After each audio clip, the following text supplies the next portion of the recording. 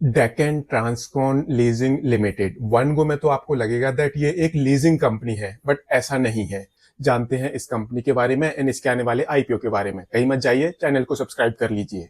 सबसे पहले जानते हैं इस कंपनी के बारे में, डेक्कन ट्रांसकॉन लीजिंग लिमिटेड।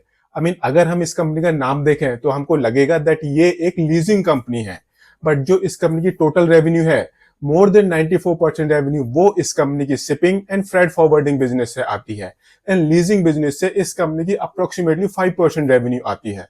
तो बेसिकली ये कंपनी एक लीजिंग कंपनी नहीं है, shipping and freight forwarding company है। एंड अगर हम बात करें इस कंपनी के लीजिंग बिजनेस की, तो जो ये कंपनी है, ये कंपनी कंटेनर्स को लीज पर देती है। अब जो ये कंटेनर्स होते हैं वो टैंक्स वाले कंटेनर्स भी होते हैं एंड वो बॉक्स वाले कंटेनर्स भी होते हैं। जो बॉक्स के कंटेनर्स होते हैं उनमें आर्टिकल एंड थिंग्स आती हैं एंड जो टैंक्स वाले कंटेनर होते हैं वहां पर लिक्विड चीजें आती हैं। एंड जो इस कंपनी का लीजिंग बिजनेस है उसमें ज्यादातर पोर्शन वो टैंक वाले कंटेनर्स का है एंड इसी वजह से जो इस कंपनी के लीजिंग सेगमेंट के क्लाइंट्स हैं वहां पर सबसे ज्यादा रेवेन्यू वो इस कंपनी की केमिकल एंड पेट्रोलियम सेगमेंट से आती है। एंड अगर हम बात करें इस कंपनी की shipping and freight forwarding business की, जहां से इस कंपनी की मोर देन 94% रेवेन्यू आती है, तो ये कंपनी अपना shipping and freight forwarding business more than 40 countries में करती है। इससे रिलेटेड ये कंपनी अपनी सर्विसेज मोर देन 40 कंट्रीज में प्रोवाइड करती है एंड इन 40 कंट्रीज को इस कंपनी ने कॉन्टिनेंट्स वाइज डिवाइड किया हुआ है। एंड इस कंपनी की जो टोटल रेवेन्यू है अप्रोक्सीमेटली 15.55% रेवेन्यू वो अफ्रीकन सब कॉन्टिनेंट से आती है। एशियन सब कॉन्टिनेंट से इस कंपनी की टोटल रेवेन्यू का 73.33% आता है। Australia, north America, south America, यहां से इस कंपनी की टोटल रेवेन्यू का लेस देन 1.5% आता है एंड इस कंपनी की टोटल रेवेन्यू का 9.86% वो यूरोपियन कंट्रीज से आती है, यूरोपियन सब कॉन्टिनेंट से आता है। एंड अगर हम इस कंपनी की ओवरऑल रेवेन्यू देखें तो मोर देन 60% रेवेन्यू वो इस कंपनी की एक्सपोर्ट सेल के थ्रू आती है एंड लेस देन 40% रेवेन्यू वो इस कंपनी की डोमेस्टिक सेल्स के थ्रू आती है। तो बेसिकली ये कंपनी एक इंडिया की कंपनी तो है, बट ग्लोबल लेवल पर ऑपरेट करती है एंड सबसे ज्यादा रेवेन्यू इस कंपनी की वो एक्सपोर्ट सेल के थ्रू आती है।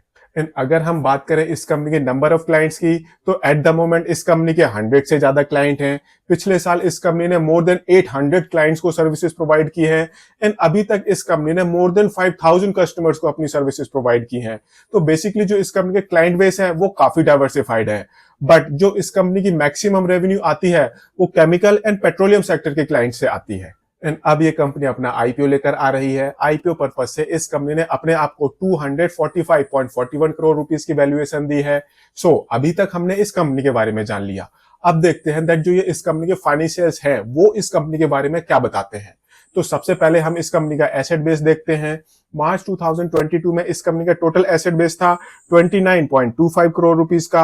अगले साल बढ़कर ये 54 करोड़ रुपीस को क्रॉस कर गया है एंड मार्च 2024 में इस कंपनी का टोटल एसेट बेस ये 77 करोड़ रुपीस को क्रॉस कर गया है। ऐसे ही अगर हम इस कंपनी की रेवेन्यू देखें तो मार्च 2022 में इस कंपनी की रेवेन्यू थी 153 करोड़ रुपीस की। अगले साल ये बढ़कर 180 करोड़ रुपीस को क्रॉस कर गई है एंड मार्च 2024 में इस कंपनी की जो रेवेन्यू है ये वापस 153 करोड़ रुपीस पर आ गई है। तो जो ये इस कंपनी की रेवेन्यू है, यहां पर हमें ए शेप मूवमेंट देखने को मिल रही है एंड ये किसी भी कंपनी के लिए अच्छा नहीं माना जाता। प्रॉफिटेबिलिटी भी देख लेते हैं। मार्च 2022 में इस कंपनी ने प्रॉफिट कमाया था 5.19 करोड़ रुपीस का। अगले साल इसके प्रॉफिट बढ़कर 8.56 करोड़ रुपीस तक पहुंच गया है एंड मार्च 2024 में इस कंपनी का प्रॉफिट ये 12 करोड़ रुपए को टच करने वाला है।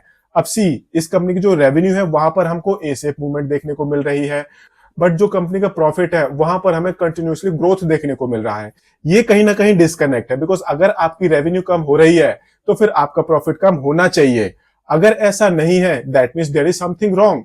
या तो आपने कुछ बहुत ही अच्छा किया है, एक्सेप्शनल परफॉर्मेंस किया, जिसकी वजह से आप अपने प्रॉफिट को बढ़ा पाए हो in spite of the fact that आपकी रेवेन्यू कम हुई है। एंड अगर ऐसा नहीं है तो फिर ये काफी कंसर्निंग पिक्चर प्रेजेंट करता है एंड इस कंपनी के केस में ऐसा हमें देखने को नहीं मिल रहा दैट इस कंपनी ने कुछ एक्सेप्शनल काम किया है जिससे इस कंपनी का प्रॉफिट बढ़ गया हो। करंट में इस कंपनी की बुक्स में 23 करोड़ रुपए से ज्यादा की बोरोइंग है एंड पिछले साल इस कंपनी ने अप्रोक्सीमेटली 80 लाख रुपीस की फाइनेंस कॉस्ट इनकर करी है। तो ये एक किस्म से इस कंपनी की प्रॉफिटेबिलिटी के हिसाब से थोड़ी सी कंसर्निंग पिक्चर प्रेजेंट नहीं करता, बट रिड्यूसिंग सेल्स ये सबसे बड़ा कंसर्निंग फैक्टर है। एंड ऐसे ही अगर हम इस कंपनी का ऑपरेटिंग कैश रियलाइजेशन देखें तो मार्च 2022 में इस कंपनी ने अपने ऑपरेशन से 4.96 करोड़ रुपीस का कैश जनरेट किया था। अगले साल थोड़ा सा डिक्लाइन हुआ, 3.72 करोड़ रुपीस पर आ गया है। एंड मार्च 2024 में ये 3.54 करोड़ रुपीस पर आ गया है। यहाँ पर कंटिन्यूसली रिडक्शन देखने को मिल रहा है, पर जो ये रिडक्शन है ये इतना ज्यादा नहीं है जितना कि इस कंपनी की सेल्स कम हुई है। ऐसे ही ये कंपनी 12.47% के एबिटा मार्जिन पर ऑपरेट कर रही है, 7.75% के पैट मार्जिन पर ऑपरेट कर रही है, मोर देन 45% की इस कंपनी की रिटर्न ऑन इक्विटी है एंड मोर देन 41% की इस कंपनी की रिटर्न ऑन कैपिटल एम्प्लॉयड है। एंड अब ये कंपनी अपना आईपीओ लेकर आ रही है बिकॉज अब इस कंपनी को और इक्विपमेंट्स परचेज करने हैं। वर्किंग कैपिटल के लिए भी इस कंपनी को कुछ पैसे चाहिए। I mean day to day खर्चों को मैनेज करने के लिए भी इस कंपनी को कुछ पैसे चाहिए एंड इसके लिए ये कंपनी अपना आईपीओ लेकर आ रही है। कंपनी का टोटल आईपीओ साइज है 65.02 करोड़ रुपीस का, 102 रुपीज से 108 रुपीज का प्राइस बैंड है, 1200 शेयर्स का लॉट साइज है। इस हिसाब से जो आपकी मिनिमम इन्वेस्टमेंट होगी ये होगी 1,29,600 रुपीज की। 13 सितंबर को आईपीओ ओपन होगा, 18 सितंबर को आईपीओ क्लोज हो जाएगा एंड 23 सितंबर को इस कंपनी की लिस्टिंग होगी। तो अब क्वेश्चन आता है, क्या आपको इस कंपनी के आईपीओ को सब्सक्राइब करना चाहिए या फिर इग्नोर करना चाहिए? तो यहाँ पर मैं आपको बता दूं, अपना डिसीजन थोड़ा सा सोच समझ कर लेना बिकॉज ये एक एसएमई आईपीओ है। बट जिस बिजनेस में ये कंपनी है, जो इस कंपनी की रेवेन्यू है, उसका साइज ठीक ठाक है। बट इस कंपनी की जो रेवेन्यू है वहां पर हमें ए शेप मूवमेंट देखने को मिल रही है। ये सबसे बड़ा कंसर्निंग फैक्टर है। दूसरा सबसे बड़ा कंसर्निंग फैक्टर है दैट इस कंपनी की रेवेन्यू में तो ए शेप मूवमेंट है बट प्रॉफिट कंटिन्यूसली बढ़ता जा रहा है। तो कहीं ऐसा तो नहीं है दैट इस कंपनी ने अपने बुक्स में कुछ फैब्रिकेशन किया हो जिसकी वजह से इस कंपनी का प्रॉफिट बढ़ता जा रहा है?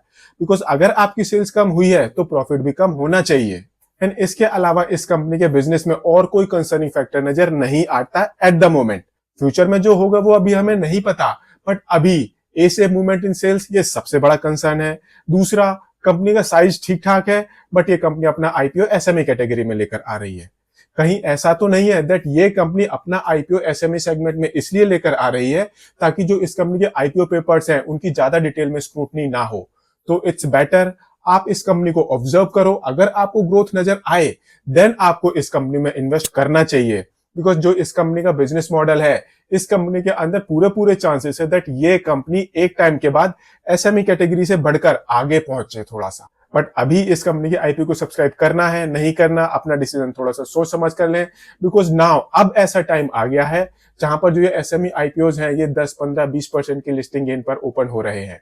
बिकॉज पहले तो कोई भी आईपीओ ये 90% से नीचे लिस्ट हो ही नहीं रहा था, तो धीरे धीरे थोड़ी सी नेगेटिविटी आती जा रही है। तो यहां पर आपको थोड़ा सा कंसर्निंग हो जाना चाहिए। मैं इस आईपीओ को सब्सक्राइब नहीं करने वाला, आप अपना डिसीजन सोच समझ कर लें एंड इन्वेस्टमेंट एडवाइजर से कंसल्ट करने के बाद लें। हाँ, अगर आपको ये वीडियो पसंद आया हो इसको लाइक शेयर जरूर करें एंड चैनल को सब्सक्राइब करें। Thank you.